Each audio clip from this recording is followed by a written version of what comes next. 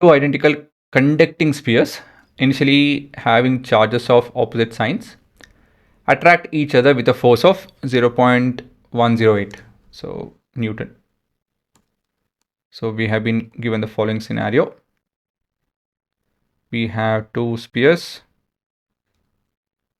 and this is case 1, and the force of repulsion with opposite signs, right, attraction, is 0.108 Newton, and they're separated by a distance of 0.5 meters. After being connected by a conducting wire, obviously the charges will get distributed, and then we are disconnecting again. Then the repulsion, so C2 will be, obviously they'll repel now because charges will get redistributed, 0.036 Newton. So we'll assume that the distance is the same. They have not mentioned it. What were the initial charges on the sphere? Okay. So let's consider this to be X and this to be Y. And we don't know which is, if X is greater than Y. We'll assume that X is greater than Y. So this would be X minus Y by 2. And this also will be X minus Y by 2. Do you guys agree? Think about it. For X greater than Y. Let charge on sphere 1B X and sphere 2B Y. Sphere 1, sphere 2. If we touch it, what will happen?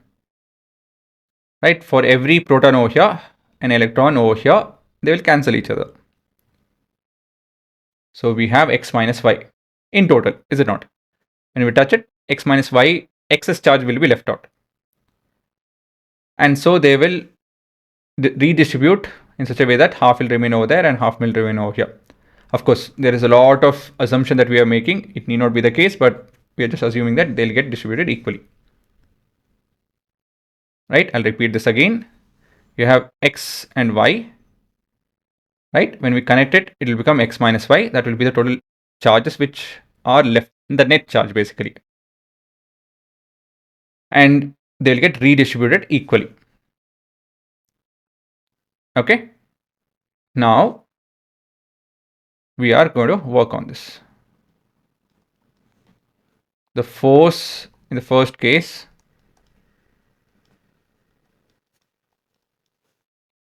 is 0.108, and this is 9 into the power of 9, and r square is 0.25, and q1 is 3 into, oh sorry, that's what we have to find, x into y, right? This is for case 1.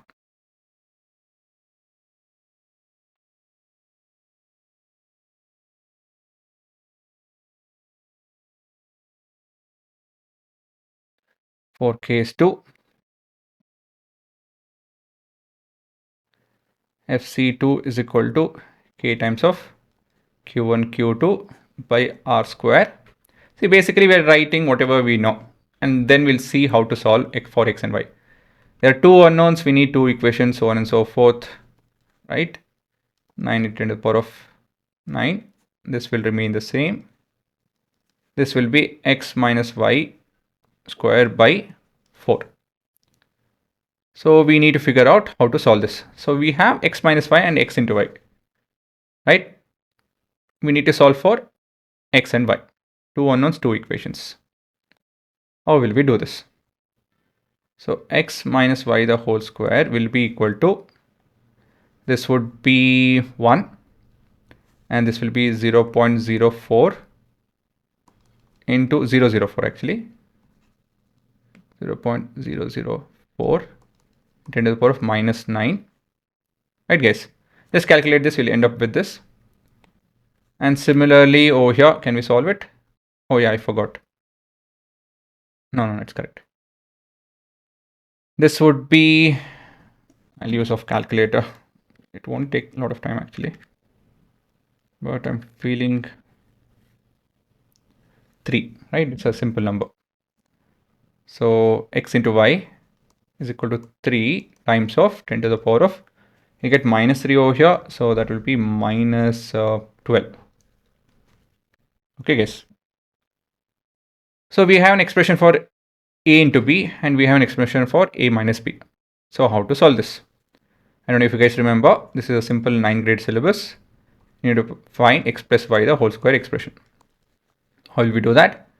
X minus y whole square plus 4 times of x into y. Right? Take a minute, pause it. If you guys want to verify, expand this, you'll get this. So basically this will be 4 into 10 to the power of 1, 2, 3 minus 6 plus 4 times of 3 into 10 to the power of, sorry, 3 times of minus 12. Oh no, this is 4. Right? So you got x plus y. This is too small of a number. Am I doing something wrong? Let me take a look. I just shifted the number wrong. This is not 6, this is 12. Right? 1, 2, 3. So this will be 12, not I subtracted. Yeah, you guys understood what I made a mistake now. So this is basically 16, 10 to the power of minus 12. So we have x plus y, x minus y, so on and so forth, and we are done pretty much there. So this is 4 into 10 to the power of minus 12. So therefore, x plus y is equal to 4 into 10 to the power of minus 6. And x minus y is equal to, this is 2 into 10 to the power of minus 6. On solving, it's a simple solution. X is equal to, when you add this 2, you'll get 2x, that will be equal to 6. 2x, 6. So this will be 3. And y will be equal to 1. So many coulombs. Is that the answer? Yep. Right guys, that's it. Okay, it's a simple algebraic question. Nothing fancy. The most important thing and the difficult part is over here. So let me put it this way. I'll give you guys an example. Actually, I'll take this value itself. Right? So just a recap. I'm just explaining the difficult part. Now, we are looking at two spheres. Initially, this had, say, 3 into 10 to the power of minus 6. We'll take it as positive. And this is negative 1 into 10 to the power of minus 6 coulomb. Right? So obviously they are of different charge, so they will attract. Different nature actually, so they will attract.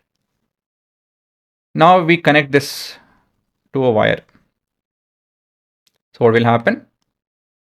The net charge is 2 into 10 to the power of minus 6. Right? That's a net charge, net. Because minus 1 and plus 1 over here, they will neutralize each other.